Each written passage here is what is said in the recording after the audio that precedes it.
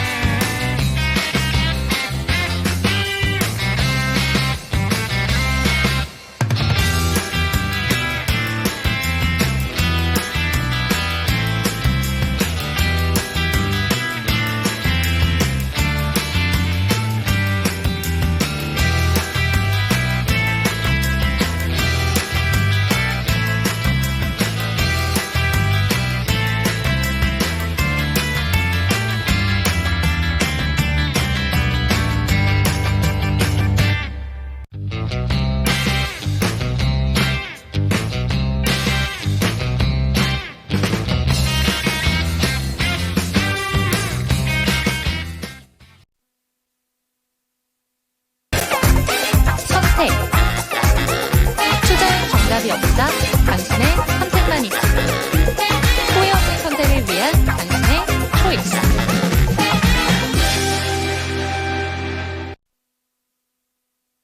네, 후회 없는 선택을 위한 당신의 현명한 초이스를 도와드릴 저는 이윤지입니다. 오늘 이 시간 함께 하실 전문가부터 소개해 드릴게요. 주식회사 플래처의 김덕호 대표와 이 시간 함께 합니다. 대표님 안녕하세요. 네, 반갑습니다.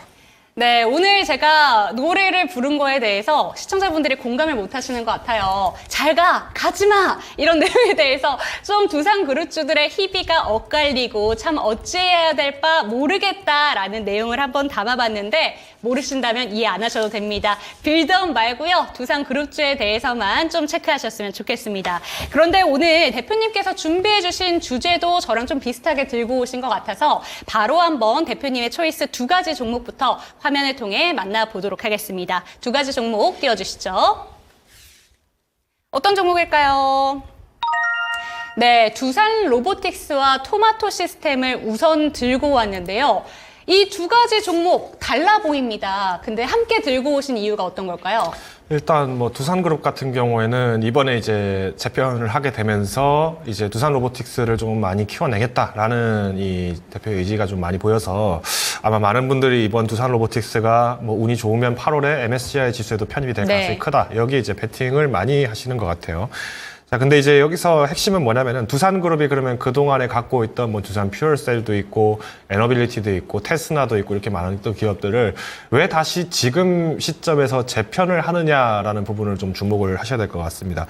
일단 두산 로보틱스 같은 경우에는 뭐 적자 기업이죠. 뭐 실질적으로 로봇주들이 다 실적은 좋지 않지만은 우리가 장기적으로 로봇 산업에 대해서의 성장성 자체가 이제 확장될 수밖에 없다는 점은 아마 다 이해를 하셨을 겁니다. 근데 정작 이 두산 로보틱스를 내가 지금 오늘처럼 이렇게 상승 탄력이 높을 것이다에 베팅하신 분들은 아무도 없었을 거예요. 그러니까 지금 이 두산 로보틱스가 오늘 이렇게 반짝 상승할 수 있던 원인은 그동안에 두산그룹에서 효자 노릇을 했던 두산 에너빌리티의 46%의 지분을, 46%의 지분을 쥐고 있었던 이 두산 바켓의 지분을 오히려 이제 두산 로보틱스의 밑으로 넣어버리겠다라고 하자마자 급등이 나왔어요. 근데 장 초반부터 두산그룹의 모든 종목들 주가 움직임들을 뭐 5분봉으로 보신 분들은 다 알 거예요. 장 초반에는 두산그룹들 빠졌습니다. 특히나 빠졌고요. 두산마켓도 빠졌습니다. 그러다가 다시 막판 돼서 급등을 한 12시부터 시작해서 급등을 하기 시작하더니 그 다음에 이제 한 2시경부터 시작해서 다시 또 조정이 나오면서 오늘 지금 현 종가 정도의 수준으로 좀 주가가 형성이 된 걸로 보였는데 자, 일단 이 부분들은 이렇게 보셔야 됩니다. 두산 로보틱스에 두산 밥켓을 넣은 것은 말 그대로 사업의 확장성 부분을 주목을 했을 때 오히려 밥켓이 실적은 좋기 때문에 배보다 배꼽이 큰 격으로 나와 있는 건 사실이지만 네. 오히려 사업의 주축이 되는 부분들은 로봇 산업, 그러니까 무인 자동화 부분에서 봤을 때는 두산 로보틱스의 역량이 조금 더 평가가 높게 될 수 있다는 점에서의 의지가 보여집니다. 여기에 대한 힌트는 어디서 그리고 언제 볼 수 있었냐면은 올해 초에 열렸던 CS 2024에서 두산 밥켓이 어떤 걸 선보였었죠? 무인 전기 트랙터를 선보였습니다. 그러면서 그 유럽에 있는 와인 창고가 엄청 좁은데 여기를 사람이 없는 상태로 무선 조정을 해서 자유롭게 운송하고 그리고 뭐 물건들을 나를 수 있다. 이 부분들이 이제 홍보가 되기 시작하면서 아마 이때 눈치채신 분들은 이제 앞으로 두산 밥켓도 그러면은 사람이 탑승하지 않는 모델 쪽에 강화를 하겠구나라는 기대는 있었을 겁니다. 근데 오늘 이게 바로 이렇게 이슈가 될 거라고는 예상은 아무도 못 하셨을 거예요. 그래서 저도 뭐 두산 밥켓 계속 보셔야 된다. 두산 로보틱스 잊을만 하면 한 번 더 보셔야 된다 말씀을 드렸지만 오늘처럼 이렇게 폭발적인 탄력을 예상하지는 못했습니다. 다만 오늘 이렇게 해서 가지고 계셨던 분들은 아마 많은 분들이 그래도 좋은 수익을 좀 만드시지 않았을까라고 보고 있는데 자, 그러면 두산 에너빌리티의 주가를 좀 보겠습니다. 두산 에너빌리티는 그래도 좀 오늘 좀 급등을 또 다시 한번 하다가 다시 좀 이렇게 소폭 하락을 하는 모습으로 나타났는데, 두산 에너빌리티는 왜 이런 모습이 나왔느냐. 일단 기존의 두산 밥켓의 지분을 약 46%를 네. 갖고 있었는데, 이 부분들이 어떻게 보면은 그동안 두산그룹을 먹여 살렸던 두 회사는 두산 에너빌리티랑 두산 밥켓입니다. 그래서 저도 연초부터 계속 말씀드렸습니다. 두비두밥은 무조건 가져가야 된다 얘기를 드렸었는데, 이 두산 에너빌리티에서 두산 밥켓의 역량은 뭐냐면은 일종의 보험입니다. 그러니까 두산 에너빌리티가 생각만큼 수주 못한다 하더라도 두산 밥켓 쪽에서 실적이 탄탄하게 나와주니까 오히려 주가 자체의 방어를 굉장히 잘 해줄 수 있는 근거가 됐었는데 이번에 이 두산 밥켓에 대한 내용이 두산 로보틱스로 넘어가면서 두산 로보틱스가 급등을 하게 되고 오히려 두산 에너빌리티 같은 경우에는 그동안 좀 적자가 계속 누적이 되어왔던 이 두산 퓨얼셀이 들어오게 되면서 오히려 상대적으로 그러면 잘 가던 친구 보내주고 이제는 네. 좀 못난 동생 데려왔다 이런 입장으로 좀 해석이 된 것 같아요. 근데 저는 여기서 좀 말씀드리고 싶은 것은 이 두산 에너빌리티가 이번에 그래도 두산 퓨얼셀을 품게 된 것에 대해서 의의는 뭐로 보시면 되냐면 최근 SK이노베이션이 SKENS를 합병을 하겠다, 합병 추진하면서 초거대 에너지 기업을 그쵸. 만들겠다라는 부분이 부각을 받았습니다.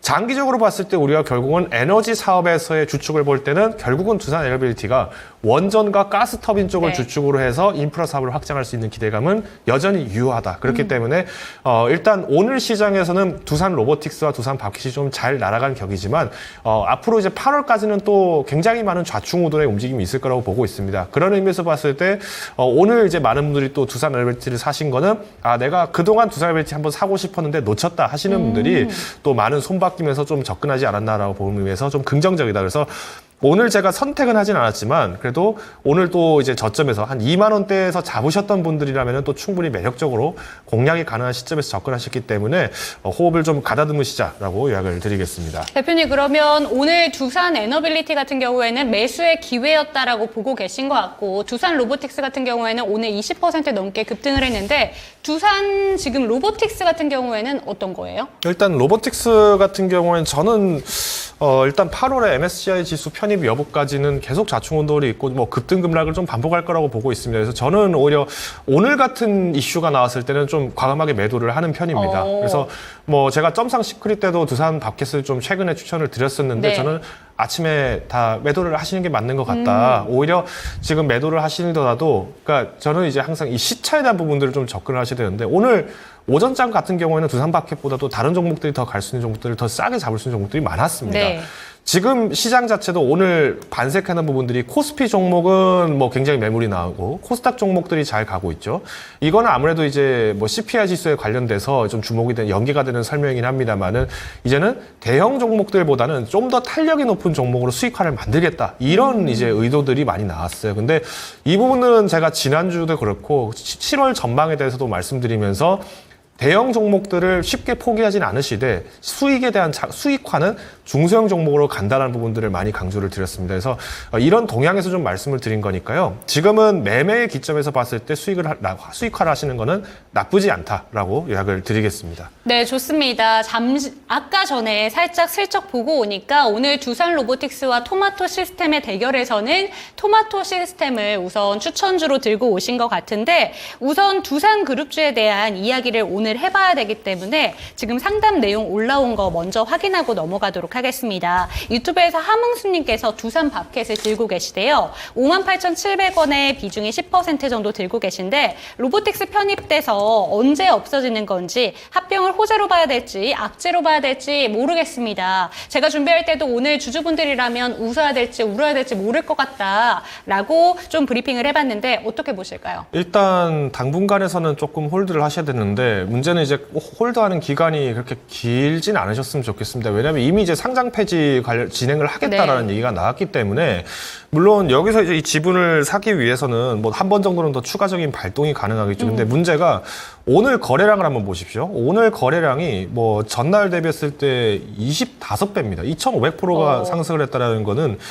그만큼 이제 순환이 많아진 거예요. 그러니까 뭐 어떻게 보면은 제가 예상하기로는 오늘 저는 좀 일찍 매도를 하시라는 의견을 줬던 것도 이 5,400원에서 54,000원에서 52,000원대 사이대에서는 한 번 정도 이제 매도를 빨리 하셔야 된다라고 제가 시그널을 좀 뿌렸는데 근데 이제 문제는 뭐냐면 이게 이제 이 주가를 쌓아 올리기까지 천하제일 단타대회가 여기 열렸다는 거죠. 그러다 보니까 이제 또 사고 팔고 이렇게 순환이 되면서 거래량 자체는 좀 많이 는 건 사실입니다. 근데 아마 두산밥켓에 대한 실적 부분만 본다라고 하면은 오히려 이제 인수를 하겠다, 뭐 실제 가지고 있는 주식을 사겠다, 뭐 이렇게 얘기가 나온다면은 긍정이지만 결국은 저는 상장 폐지라는 이슈가 있기 때문에 저는 이런 시점에서 원금을 단기간에 꼭 회복하기 위해서 좀 더 기다린다? 단기 변동의 가능성은 있겠지만 저는 여기에 대해서의 시간차를 고려를 했을 때는 다른 종목으로도 충분히 극복한 정도의 갭이라고 보고 있습니다.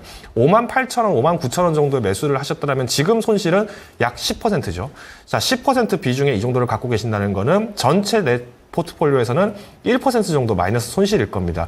차라리 저는 이때라면은 한 번 정도 매도를 하셔서 아니면은 이제 종목을 교체를 하셔서 지금 좀 저평가되어 있는 종목들, 오늘 시장에서 급락 나온 종목들이나 혹은 이제 하락폭이 좀 큰 종목들이 많습니다.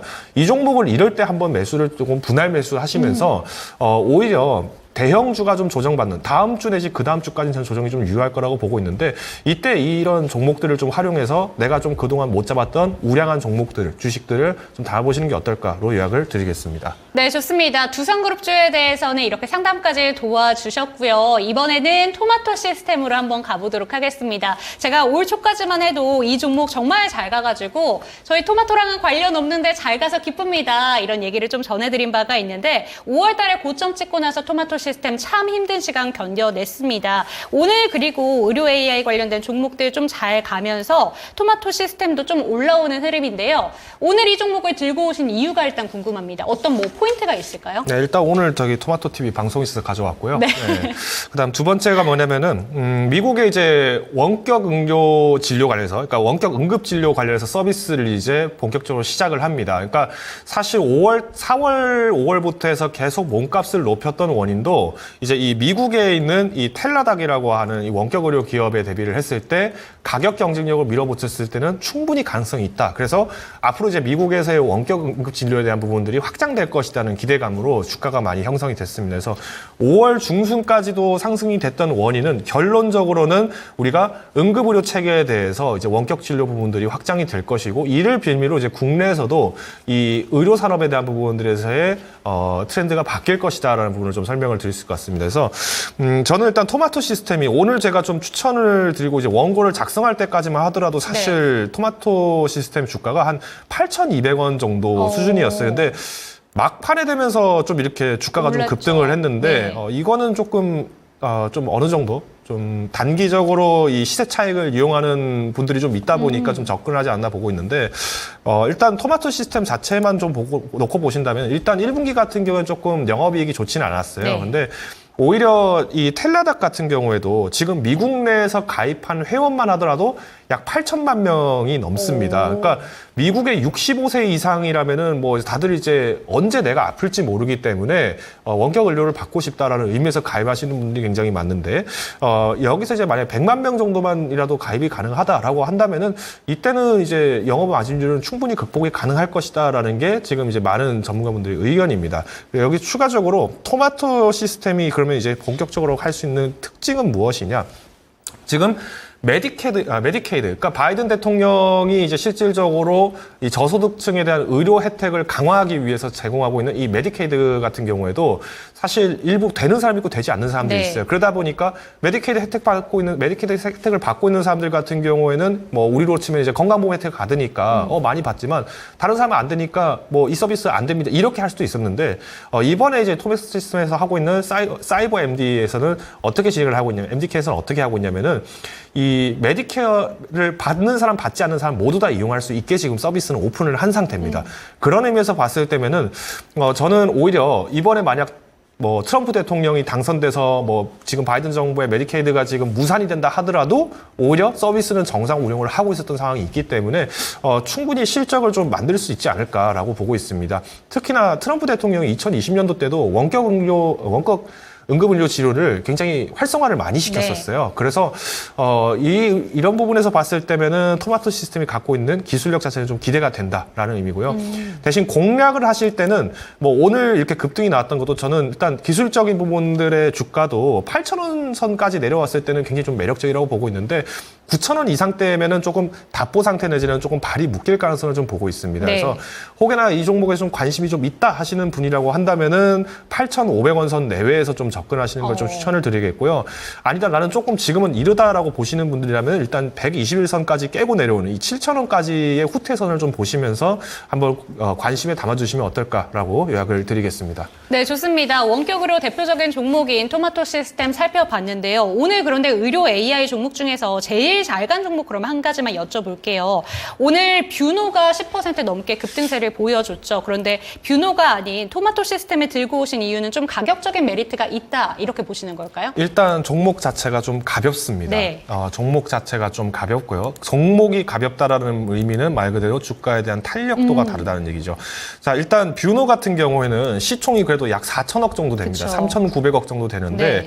상대적으로 토마토 시스템 같은 경우 약 1,200억 정도로 제가 알고 있습니다. 그래서 그러니까 시총 자체가 좀 작다 보니까 기대할 수 있는 버퍼가 훨씬 더 높다는 거죠. 그런데 오히려 이번에 미국에 본격적으로 이 서비스를 진행을 했다라는 자체도 긍정적이고 이 미국의 텔라닥이라는 기술과 똑같은 비즈니스 모델을 가지고 있습니다. 그런 의미에서 봤을 때면은 좀 접목 가능성을 조금 더 상향해 볼 수 있지 않을까라고 좀 말씀드리면서 이 뷰노도 굉장히 좋고 매력적인 종목이지만 오늘 제가 토마토 시스템을 좀 한 번 더 가져왔다는 점 참고하시면 좋을 것 같습니다. 네, 좋습니다. 오늘 장 초이스는 토마토 시스템이었는데요. 저희가 이야기를 나누고 있는 동안에 두산그룹주 상담이 한 가지가 더 올라와서 이 종목만 상담 먼저 도와드리고 살펴보도록 하겠습니다. 유튜브에서 바숑님의 종목이고요. 두산 에너빌리티 21,100원 5% 들고 계십니다. 조금 더 사도 될까요? 이렇게 얘기를 해주셨는데 지금 오늘 종가랑 지금 들고 계신 평단가가 거의 차이가 안 나기 때문에 조금 추가 매수를 원하시는 것 같습니다. 그런데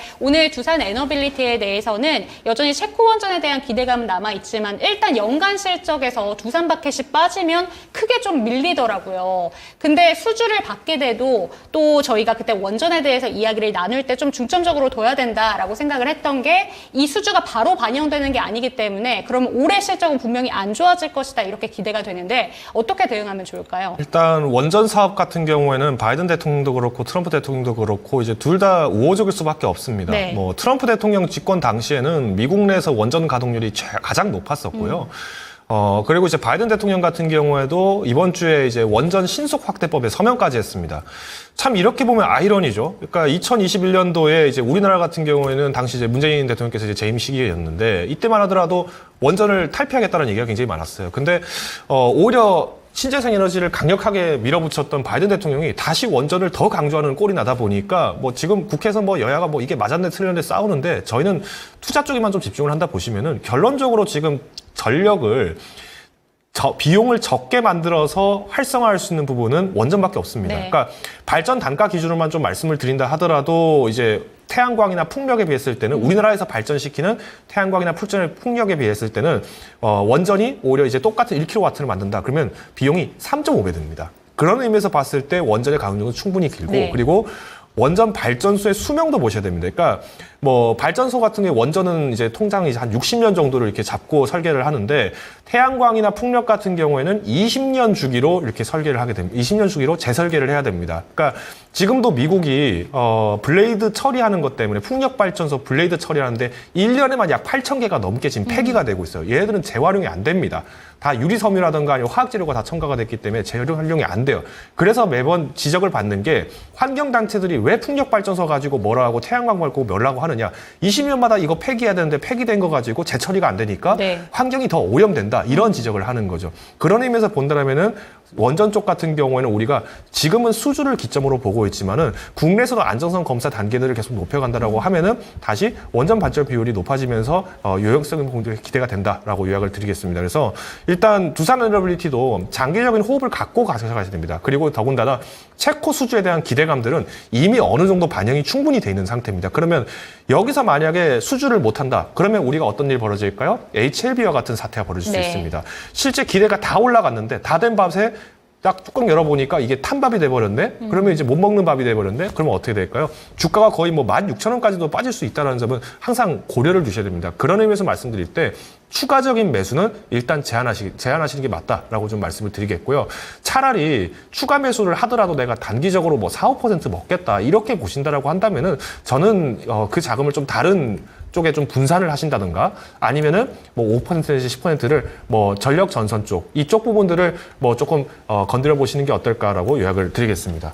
네, 좋습니다. 추가 매수는 아니지만 지금 들고 계신 비중으로는 그대로 유지해 보셔도 좋을 것 같습니다. 오늘 장 초이스 종목은 토마토 시스템 살펴봤습니다.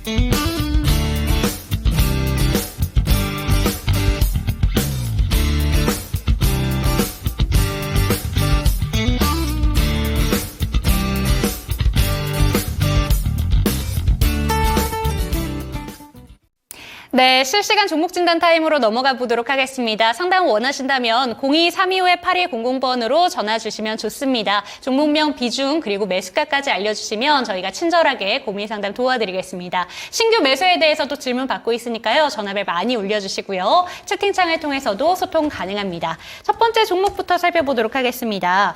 용선 제이님의 종목이고요. 바이오 플러스 6,460원, 비중 10%, 매도 가격과 진단 부탁드립니다. 이렇게 왔는데요. 이 종목도 의료기기 쪽인데 오늘 좀 못 갔습니다. 1%대 정도 하락을 했었고 오늘 사실 금리 인하 기대감 뭐 이번 연도 안에 2번 정도로 올라올 것이다 라고 얘기가 되면서 바이오 쪽으로 좀 매기가 확산되는 분위기였는데 바이오 플러스 저 같은 경우에는 궁금한 게 이쪽에 또 비만 치료제도 뭐 만들겠다라는 내용도 나오고 있는 것 같고요. 긍정적인 이슈들은 있는 것 같은데 요새 좀 밀리더라고요. 어떻게 보면 좋을까요? 저는 일단 지금 상황에서 바이오 종목들이 조금 쉽게 그러니까 접근을 하실 때 항상 조심하셔야 되는 건 결국 이제 가격에 대한 부담감들을 좀 보셔야 되는데 오늘 이제 금리나 기대감으로 이제 바이오주들이 뜨고 그리고 이제 중소형 종목들의 상승 탄력이 좀 높았습니다. 그러니까 이걸 말씀드리면은 저는 일단 바이오 플러스를 비롯해서 제약주들, 당연히 이제 제약 종목들을 지금 이제 금리 인하 기대감이 높아질 때는 우리가 쉽게 놓쳐서는 안 되죠. 근데 저는 오늘 같은 장에 금리 인하 기대감이 이제 높아졌으니까 바이오를 더 사야겠다. 이 부분은 당연히 지양하셨어야 된다라고 좀 말씀드리고 싶어요. 왜냐하면 우리가 그동안에 금리 인하가 가까워진다는 얘기가 될 때마다 금리가 항상 높은 때, 고금리 상태에서 항상 우리가 그래도 방어주 효과를 냈던 부분들이 바이오였던 원인은 그동안에 우리가 연결 매출 부분들이 탄탄했던 어떤 제네릭 기업들 같은 경우에도 우리가 조금 더 자본력을 확충해서 어떤 사업을 또 신사업 도전을 한다든가 이런 얘기들이 많이 나왔던 거고, 그다음에 이제 바이오 기업들 같은 경우에는 여기서 이제 M&A라든가 혹은 이제 투자 지분 확대 이런 영향들이 많아지기 때문에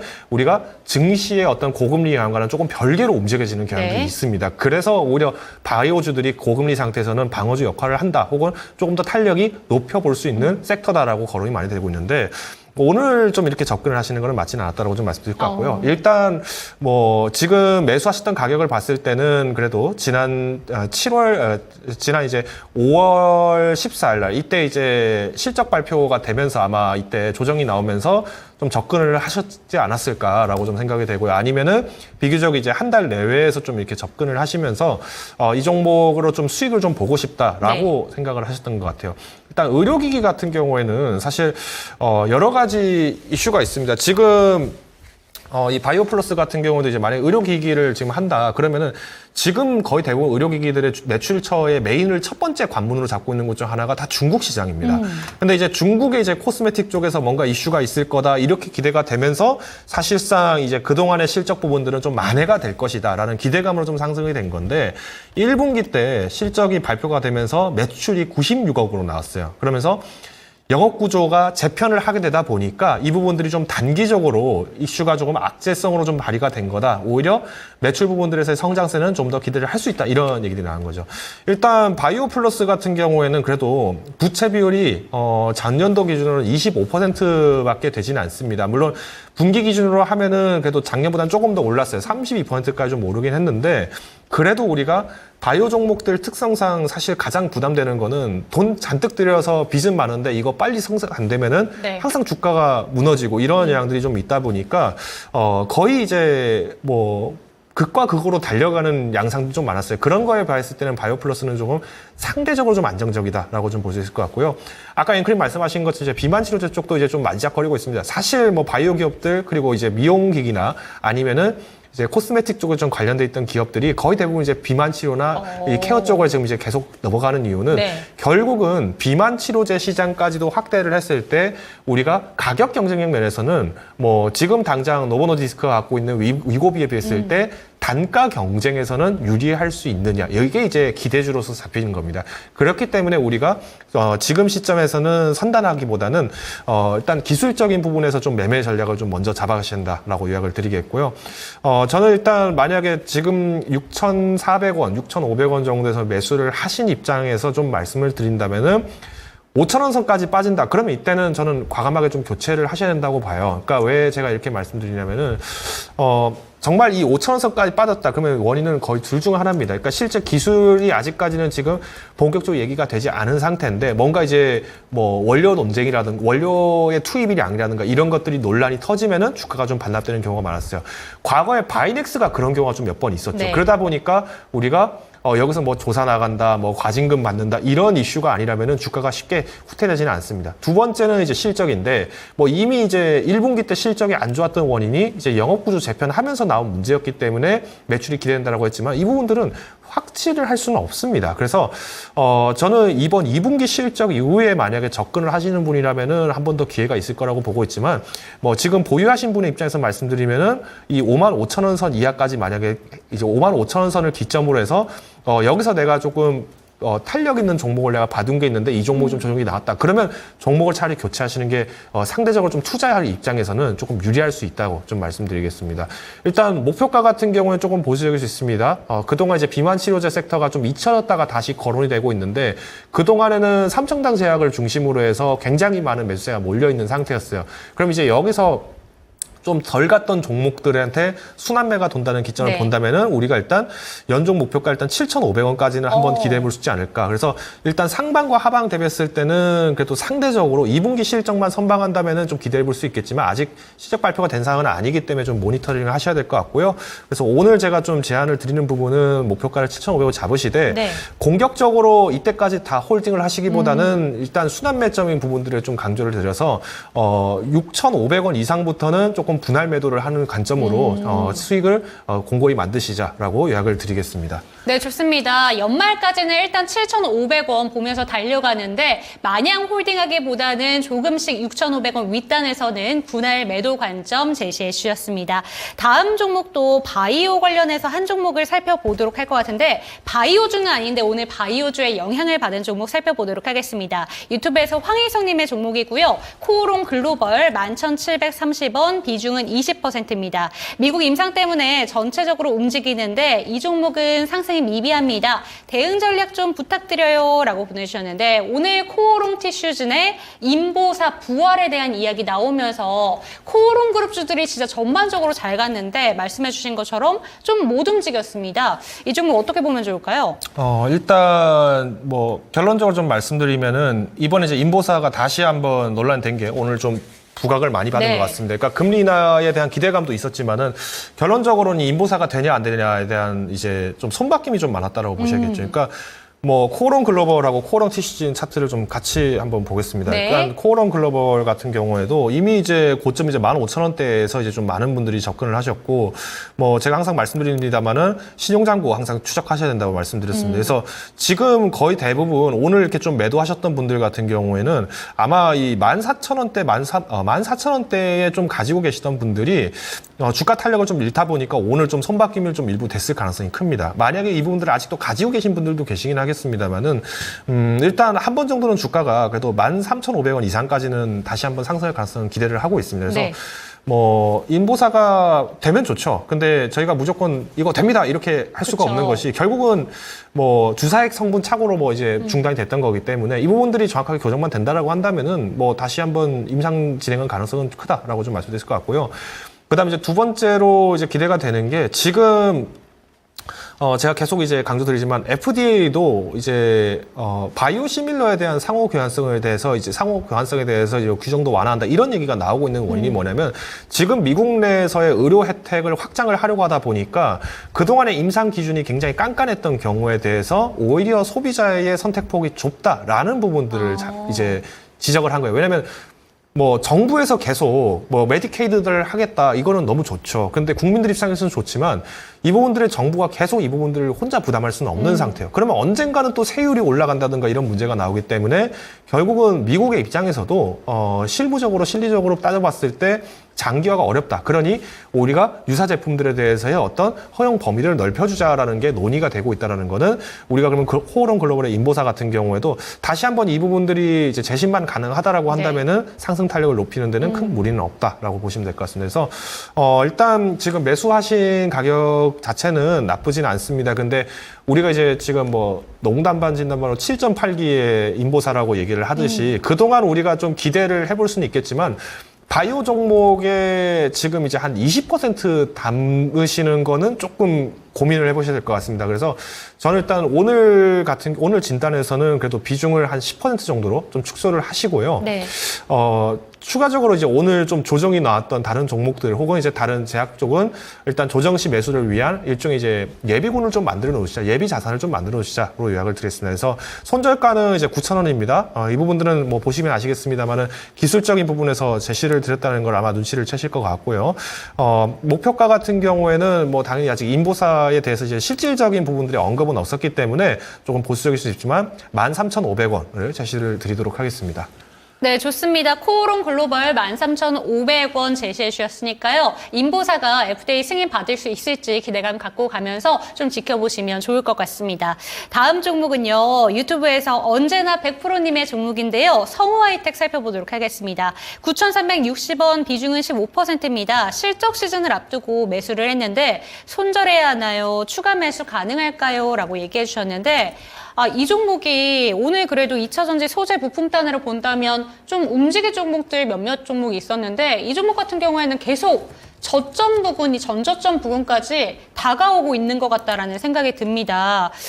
어떻게 하는 게 좋을지 일단 궁금한데요. 저 역시도 좀 어떻게 보실까요, 성우하이텍? 뭐 일단 2차전지 쪽 같은 경우에는 사실 뭐 에코프로 같은 경우는 좀 탄력이 높은데 왜 다른 종목은 더 안 갑니까? 라고 얘기하시는 분들이 계실 것 같아요. 근데 지금 시점에서 사실 2차 전지가 그러니까 굉장히 부각이 받기가 좀 어려운 건 사실입니다. 왜냐면 뭐 에코프로도 지금 아직까지는 기대감에 계속 상승을 하고 있는 거지 실질적으로 뭐 우리가 지금 최근에 테슬라가 주가가 회복이 많이 됐죠. 그러다 보니까 테슬라 관련 부품주들 같은 경우는 주가가 좀 회복을 하고 있어요. 뭐 아모그린텍도 있고 몇 가지 종목들이 있는데 오히려 이제 양극재 같은 경우에는 그동안 많은 사람들이 너무도 몰려있다 보니까 기대감에 의해서 지금 더 사야 된다. 이렇게 접근하시는 분들이 계세요. 물론 지금 2차 전지에 대해서는 저는 가격적인 메리트는 충분히 있다고 봐요. 특히 신규 접근을 하시는 분들의 입장에서는. 근데 문제는 뭐냐면 지금 매수하시는 분들 중에서 또 일부에 또 이제 다수를 차지하시는 분 중에는 이미 내가 2차전지 부분들이 너무 많아. 네. 그러니까 포트폴리오가 상당히 2차전지로 지금 비중이 너무 커져버렸는데도 불구하고 지금이라도 단가를 좀 조정을 빨리 깎아봐야겠다. 이렇게 하시면서 접근하시는 분들이 굉장히 많아요. 그런 의미에서 본다라면은 저는 조금 조심스럽게 접근을 하셔야 된다라고 좀 말씀을 드리고 싶고요. 일단 성우 하이텍도 좀 계속 얘기를 해보겠습니다. 일단 성우 하이텍도 마찬가지로 우리가 그동안에는 뭐 자동차 부품 쪽 이쪽 부분을 기대를 하고 접근을 하시는 거는 당연히 긍정적이라고 볼 수 있겠죠. 근데 그동안 우리가 이제 자동차 부품주가 좀 반짝 상승했을 때가 언제냐면은 지난달, 그러니까 5월하고 6월 달에 이제 인도 법인의 현대차가 또 상장한다. 네. 이러면서 이제 좀 주가가 갔던 거거든요. 네. 그러니까 지금은 자동차 쪽이 테마가 또 다시 한번 순환을 해야 되는데 이 부분들이 좀 없다면은 당장에는 조금 또 단기적인 반등을 하기 좀 어려울 수는 있습니다. 다만 해외 매출 비중은 그래도 계속 이제 좀 늘려나가고 있다는 거는 이제 성우 하이텍 입장에서는 좀 다행이다라고 좀 말씀을 드릴 수 있기 때문에 지금 시점에서는 좀 무리하게 매도를 하시기보다는 한번 홀드는 해보실 수 있을 것 같아요. 그래서 한 9,000원대 정도 됐을 때 이때 한번 5% 정도 비중을 좀 빼셔서 조금 탄력이 높은 종목을 좀 교체를 하시는 걸 좀 권고를 드리겠고요. 대신 이제 만약에 내가 좀 이 종목을 좀 내가 좀 오래 묶여 있었다. 그러니까 그동안에 9,000원, 마의 9,000원 선 돌파가 그래도 지난 작년부터 해서 딱 한 1년 정도 더 된 상황이거든요. 그럼 내가 지금 1년 동안 기다리고 있는데 15%가 묶인 거는 좀 답답한 느낌이 좀 있으실 거예요. 오히려 지금도 대형 종목도 조정 나왔고 중소형 중에서 잘 안 갔던 종목들도 지금 탄력을 받고 있다 보니까 내가 좀 다시 한번 매매를 해봐야겠다라고 하신다면은 그러면 일단 손절가는 제가 굉장히 타이트하게 잡아드리겠습니다. 8,000 정도 되어 있으니까 7,800원대 이때 한번 과감하게 교체를 하셔서 차라리 아예 그냥 내가 수익 자체에 대한 조정을 하겠다. 그러니까 그동안 뭐 몇 개월 동안의 기다림에 대비를 했을 때 지금은 탄력 자체로만 매매를 하셔도 뭐 3에서 5% 정도의 회복은 뭐 그렇게 어렵지는 않은 시장이에요. 그래서 일단 손절가는 조금 빡빡하지만 7,800원 제시를 드리겠고요. 1차 이제 분할 매도를 위한 분기점으로는 9,000원 그리고 1차 목표가는 9,500원 제시를 드리겠습니다. 네, 좋습니다. 지금 저희가 성우 하이텍에 대해서 살펴봤는데 KY즈님께서 에코프로도 상승 안 했어요 라고 얘기해 주셨는데 이 부분은 에코프로 그룹주들은 그래도 몇몇 반등세가 나왔는데 다른 몇몇 종목들은 반등세가 많이 시원하게 안 나오다 보니까 좀 아쉽다 이런 얘기를 해주신 것 같아요. 성우 하이텍 같은 경우에는 조금 타이트하게 좀 목표가 제시해 주셨으니까 참고가 되셨으면 좋겠습니다. 다음 종목으로 넘어가 보도록 할 텐데요. 오늘 좀 크게 밀린 종목 한 종목 살펴드리도록 하겠습니다. 조에이디님의 종목이고요. 실리콘2 49,050원 15%. 역시나 화장품으로 국내 증시에서는 장기 투자가 힘든 걸까요? 라고 보내주셨는데 오늘 너무 많이 빠진 것 같습니다. 그런데 실리콘2 같은 경우에는 실적도 너무 잘 나오는 종목이고 특별히 뭔가 나쁘다라는 내용은 들려오는 거 없는 것 같은데 오늘 화장품주 중에서도 유독 많이 밀렸어요. 어떻게 보면 좋을까요? 일단 실리콘2 같은 경우에는 당연히 주가 자체에 대한 부담도 좀 있습니다. 네. 특히나 이제 5월부터 해서 상승 랠리가 굉장히 많이 갔던 섹터 중 그쵸. 하나가 화장품 섹터인데 이 부분은 제가 좀 차트를 보시면서 얘기를 하면 아마 쉽게 이해가 되실 것 같아요. 물론 실적이 좋죠. 그동안의 상승 탄력이 굉장히 좋았었고 좋은 라인업들 가지고 승부를 봤었기 때문에 이런 실적들을 만들 수 있는 건데 자 그러면 우리가 이 차트를 조금만 더 길게 늘려볼게요. 제가 이 차트를 늘리면 늘릴수록 좀 느낌이 싸다 하시는 분들이 계실 것 같아요. 왜냐? 물론 매출을 연간 매출로만 좀 말씀드려볼게요. 2019년도에 640억 했고요. 그 다음에 2020년도에 990억, 2021년도에 1,300억 했습니다. 코로나 때도 매출이 계속 늘던 회사예요. 영업이익률 같은 경우에도 계속 개선이 꾸준하게 되고 있었고 특히나 부채 비율도 상대적으로 다른 기업들에 비했을 때는 작년도 기준 60%가 조금 안 됐기 때문에 네. 좀 안정적으로 성장을 하고 있는 기분 맞습니다. 근데 여기서 이제 주시하셔야 될 거는 이제 실적 발표 이후부터 본격적으로 상승 랠리가 이미 시작이 됐어요. 그러면 지금부터는 이 기업이 만약 2분기 실적이 조금만 안 나온다 하면은 조금만 1분기에 못 미치는 실적이 나와버리는 순간에는 이 탑은 무너질 수밖에 없는 상황이죠. 그러니까 우리가 젠가를 쌓는데 지금 주가가 너무 빨리 가버린 거예요. 네. 물론 화장품 섹터의 성장성 자체는 유효하다고 저는 보고 있습니다. 그렇기 때문에 저도 종목이 좀 조정이 나온 종목들을 좀 많이 화장품 종목들을 한번 눈여겨보셔야 한다 하지만 문제는 지금 이제 2분기에 대한 실적 발표 시기가 점점 가까워질수록 상대적으로 부담이 되는 거는 지금처럼 이제 좀 주가 탄력이 몇 개월 안에 올라갔던 종목들이죠. 그래서 뭐 이거는 비단 실리콘투뿐만 아닙니다. 뭐 마녀공장 B와 마찬가지고요. 다만 이제 탄력이 높았던 게 실리콘투다 보니까 그만큼 이제 오늘 하락폭도 많은 것은 그럼 내가 이거 그동안 내가 한 3만 원 정도 허리에서 샀는데 아니면 뭐 내가 4만 원 정도 어깨에서 샀는데 5만 원 찍고 내려오니까 이제 여기서 한번 팔아볼까 이렇게 매도하시는 분들도 계실 것 같아요. 그래서 저는 일단 지금의 시점에서는 오늘 이제 중소형주들의 반란이 일어난 것처럼 그러니까 잊혀진 종목들이 다시 갈 수 있다. 이제 금리 인하인데 이 기대감 때문에 하락한 거기 때문에 실적 발표에 대한 뭐 문제만 없다라고 한다면은 다시 회복하는 건 문제가 없다고 해요. 대신 좀 우려가 되는 거는 지금 화장품주들이 사실 좀 평가를 좀 많이 받고 있는 것은 사실입니다. 그래서 저는 가급적이면은 비중을 조금 조절을 하라고 말씀을 드리고 싶어요. 좀 아쉬운 말씀으로 들릴 수는 있겠습니다만은 뭐 지금 시점에서 한 5% 정도는 조금 매도를 하셔서 나머지 부분들이 그래도 55,000원 선까지 회복하는 거는 이제 2분기 실적 이후의 랠리이기 때문에 이 5%의 매도 물량은 무엇을 위한 거다? 혹여나 정말 이 종목이 추가적으로 하락 나올 때. 그러니까 2분기 실적에 대한 실망 매물이 나온다? 35,000원까지는 밀릴 거라고 저는 보고 있어요. 그래서 이때 한번 다시 내가 지금 매도했던 그 5% 다시 매입하는 방법. 혹은 오히려 주가가 좀 다시 회복돼서 55,000원까지 이상 간다 하더라도 갖고 있던 5%를 좀 오늘 종목이 조정받은 종목을 사는 전략. 이쪽으로 좀 나누어서 보시는 게 유리할 것 같다라고 요약을 드리겠습니다. 그래서 일단 연중의 목표가는 이제 1차 목표가로는 제가 55,000원. 그러니까 2분기 실적 발표 이후가 굉장히 중요합니다. 그래서 55,000원 제시를 드리겠고요. 손절가 내지는 이제 좀 추가적인 매수를 위한 분기점으로는 35,000원 제시를 드리겠습니다. 네, 좋습니다. 실리콘투 같은 경우에 24년 들어서 정말 급격하게 좀 주가 성장이 나타났던 종목인데 이번 연도 들어서만 고점 부근으로 했을 때 600%가 넘게 주가가 상승 탄력을 보여준 종목입니다. 그렇기 때문에 2분기의 실적이 정말 중요한데 조금이라도 좀 컨센에 못 미치게 될 경우에는 흔들릴 가능성도 있다라는 점, 실리콘투뿐만이 아니라 급격하게 성장한 화장품 종목들 주의가 필요해 보입니다. 다음 종목도 넘어가 보도록 하겠습니다. 아무래도 시간 관계상 마지막 종목이 될 것 같은데요. 궁부치님의 종목이고요. 한국가스공사 살펴보도록 하겠습니다. 6만 원이고요. 10% 무릎에 사서 어깨에 팔아도 모자란데 어깨에서 샀나 봅니다. 어떻게 대응해야 될까요? 라고 왔는데요. 대왕고래 프로젝트의 대표적인 종목이었죠. 그리고 정말 크게 밀렸습니다. 이 종목 거의 올라온 거 대비했을 때 거의 반 밑으로 내려왔죠. 어떻게 바라봐야 될까요? 뭐 유튜브 닉네임이 금부치님이신데 이 종목이 금덩이인 줄 알았는데 이제 금쪽이가 되니까 이제 좀 많이 답답하실 것 같아요. 근데 일단 대왕고래 프로젝트는 일단 이 테마 자체는 최소 1년은 간다고 저는 보고 있어요. 최소한 내년 6월까지는 충분히 갈 수 있는 이유가 있다는 부분들은 제가 몇 번이고 설명을 드렸습니다. 그래서 제가 이 부분을 좀 생각해서 말씀드리겠고요. 대신 이제 주의하셔야 될 건 뭐냐면 저는 이 테마가 빨리 돌아오지 않는 이상은 계속 주가가 좀 훼손이 된다고 봅니다. 35,000원까지는 밀릴 거라고 봐요.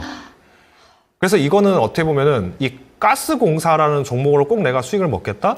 특히나 이제 6만 원 선에서 매수를 하셨다라는 거는 아마 어느 정도는 이제 좀 늦게 탔다라는 거는 직감은 하셨을 거예요. 이미 매수를 하신 시점에서도. 왜냐면 6월 20일 날 이때 당시가 이제 64,000원 고점을 찍고 이후부터 좀 조정이 나왔는데 이후에 이제 후발주자로 선전됐던 게 누가 있었죠? GS 글로벌 있었죠. 자, GS 글로벌도 지금 주가 상승 똑같습니다.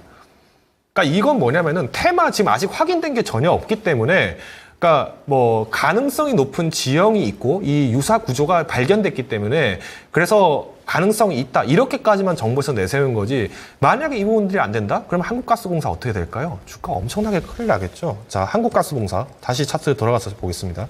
한국가스공사가 자, 0일만 앞바다에 뭐 석유 나온다는 얘기는 포항 사시는 분들은 다 그거 알고 있어요. 그 몇십 년 전부터 했던 얘기다라고 하시면서 아무도 관심 없었습니다. 근데 이번 정권에서 이걸 프로젝트로 추진을 하니까 테마성으로 상승을 한 거지만 그럼 실질적으로 한국가스공사의 가장 큰 적은 누굴까요? 일단 천연가스 가격이 안정화되는지를 보셔야겠죠. 자, 보십시오. 2021년도부터 해서 시작돼서 2022년도. 자, 22년도까지는 그래도 주가가 상승하다가 이후에 주가가 빠졌어요. 왜 빠졌을까요? 당연히 우크라이나 전쟁 때문에 천연가스 가격이 2022년도에 폭등을 하니까 그랬죠.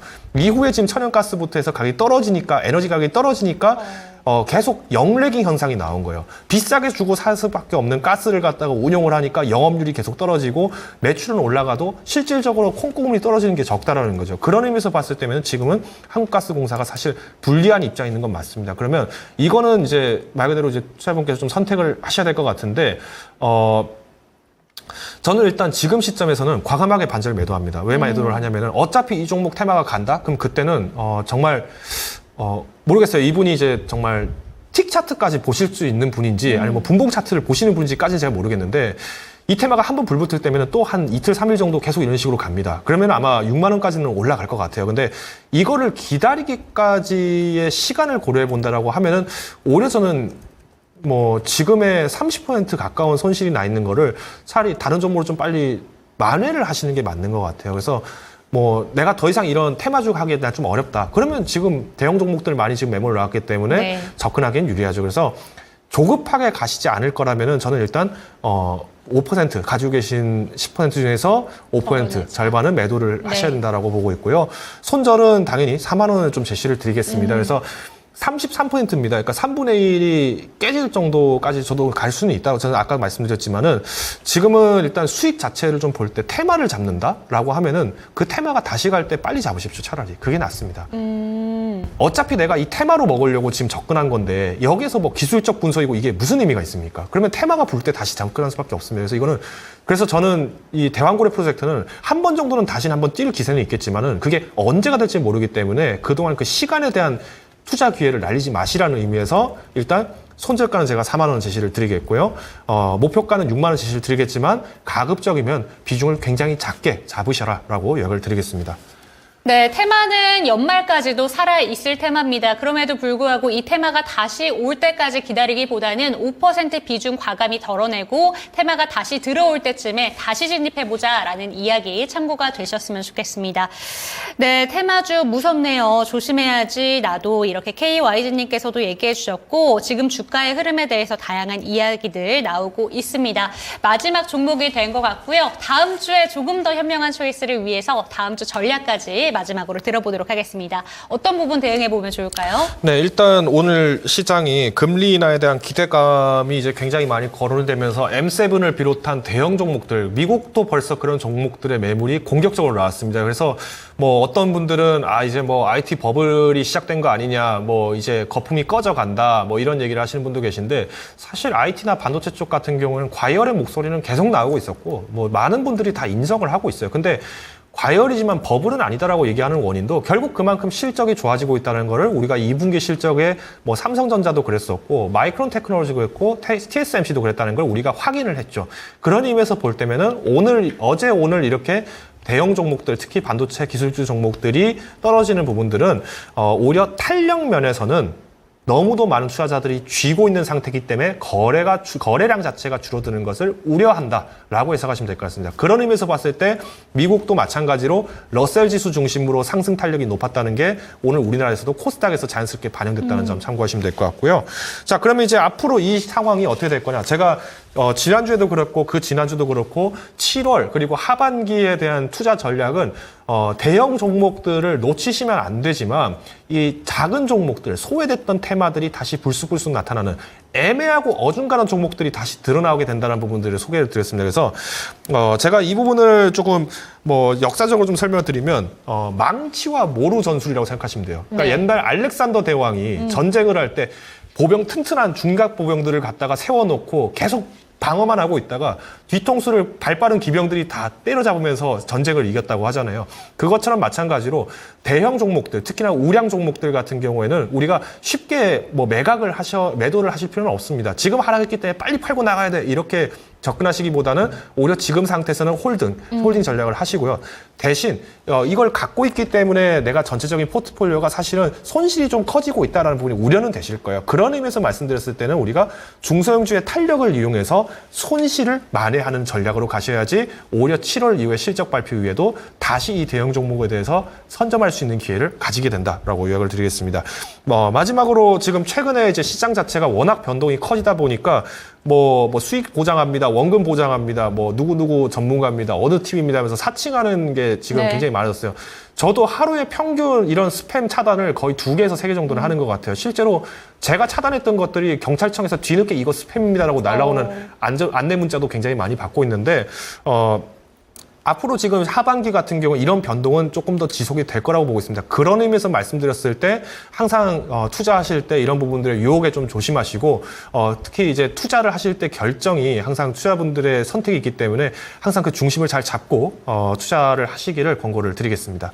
네, 좋습니다. 금융사기에 주의하라는 조언까지 해주셨고요. 저희 당신의 초이스 이번 주 마무리할 시간이 됐네요. 종목에 대한 상담 꼼꼼히 도와드리고 있는데 상승과 하락은 보장하지 않는다는 점 반드시 기억해 주시기 바랍니다. 시청해주신 여러분 감사드립니다.